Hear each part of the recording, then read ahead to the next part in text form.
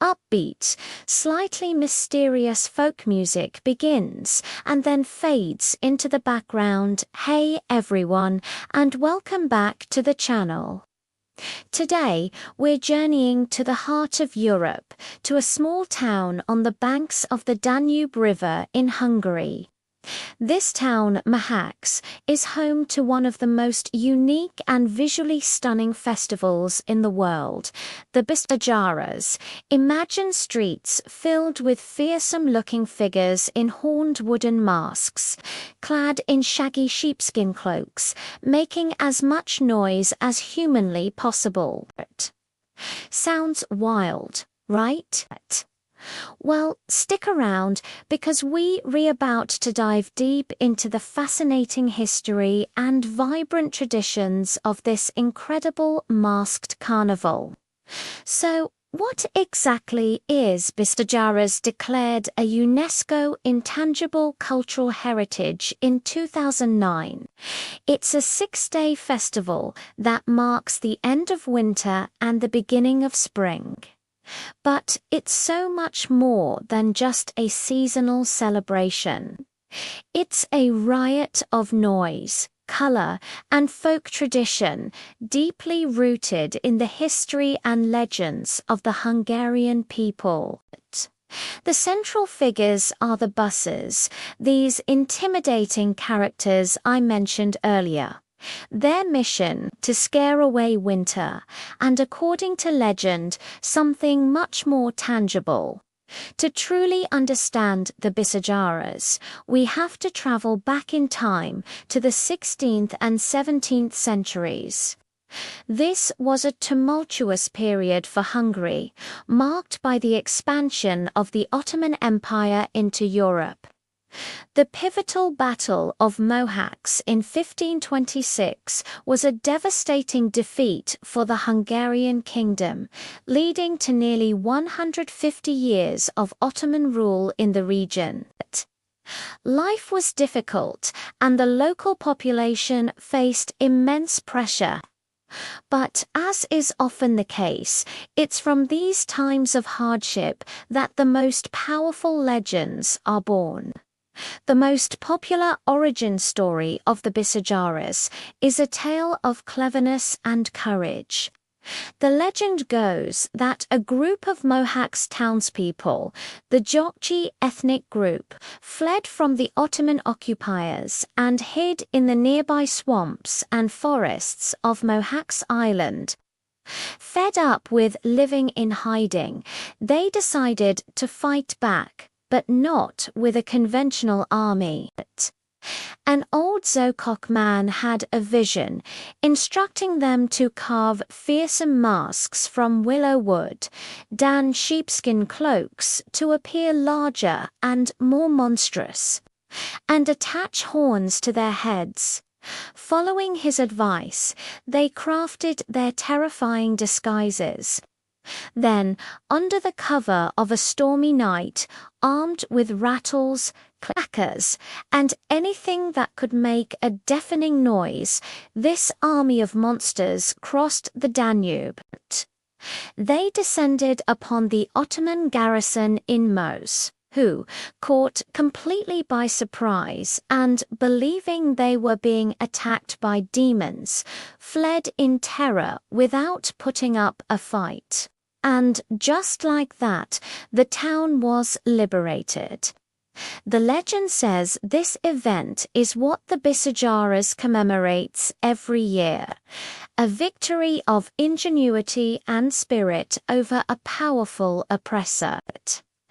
Now, while historians might debate the literal truth of this story, arguing that the Ottomans were actually pushed out by a formal army in 1687, the legend holds immense cultural power. It's a story of resilience, of a community refusing to be broken. The Busso isn't just a monster. He's a symbol of the people's strength and their will to protect their home and heritage. The tradition itself likely has even older, pagan roots. connected to ancient rituals of scaring away winter and evil spirits and welcoming fertility and spring. The sheepskin cloak, the mask, the noisel, these elements are common in European spring welcoming festivals.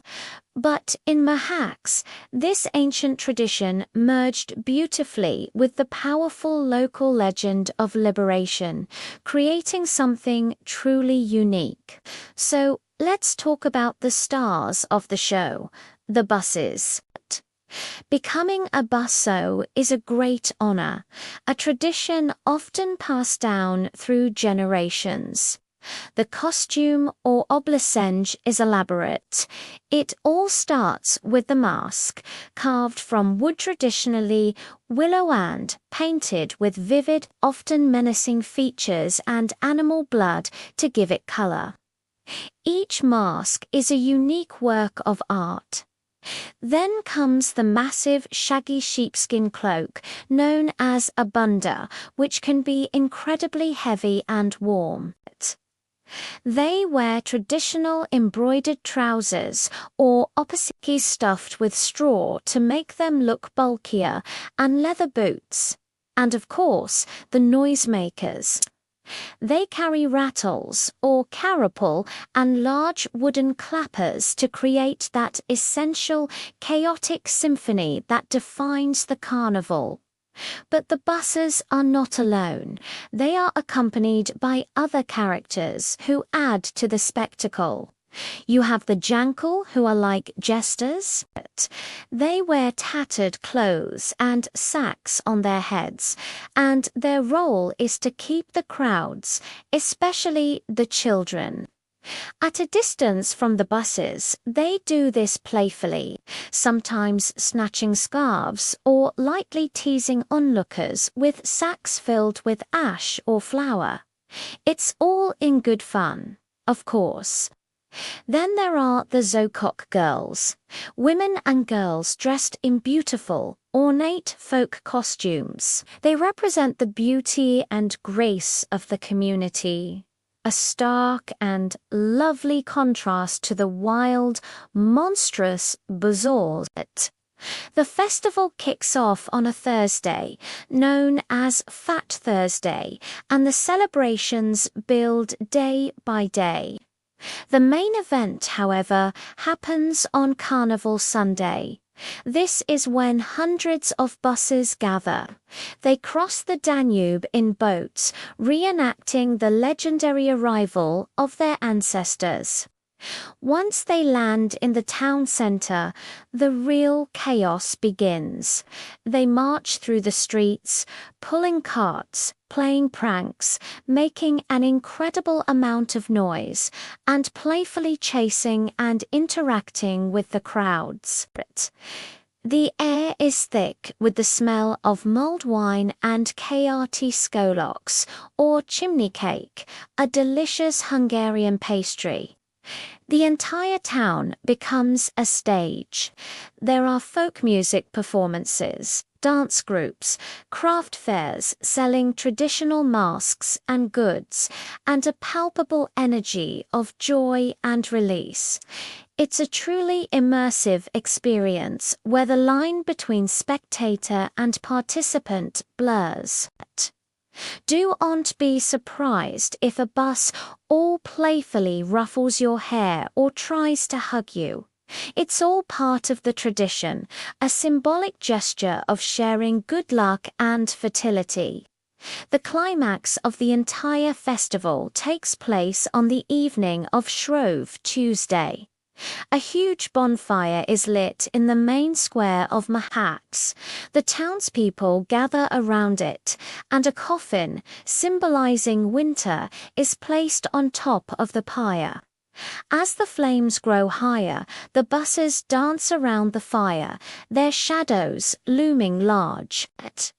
The burning of the coffin is a powerful, cathartic final, definitive farewell to the cold, dark days of winter, and a joyous welcome to the warmth and new life of spring.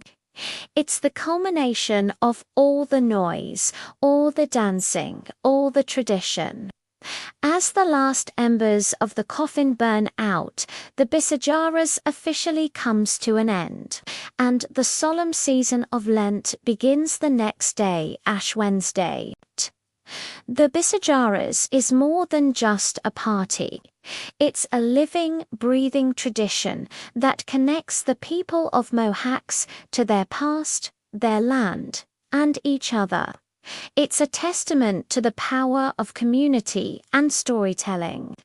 It teaches us how culture can be a form of resistance and how traditions can evolve, taking on new meanings while keeping their ancient soul intact.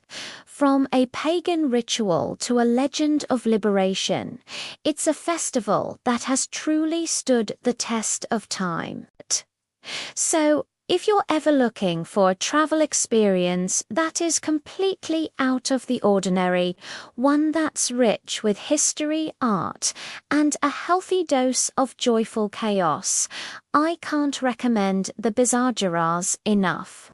It is a chance to witness a piece of living history and to be part of a community as powerful and noisy celebration of life itself. Thank you so much for joining me on this journey to Mohács today. I hope you enjoyed learning about this incredible Hungarian festival.